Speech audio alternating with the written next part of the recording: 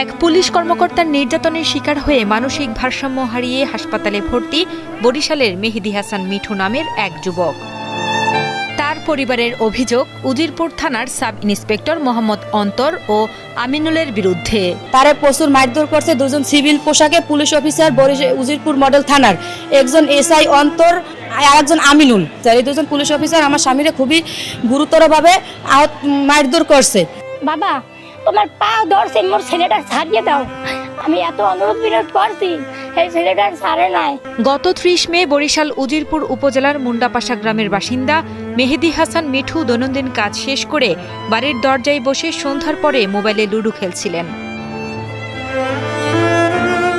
এ সময় মোবাইলে জুয়া খেলা অজুহাত দিয়ে উজিরপুর থানার এসআই অন্তর মিঠুকে রিভলভারের বাট দিয়ে মাথায় একাধিক আঘাত করে বলে জানান মিঠুর পরিবারের সদস্যরা।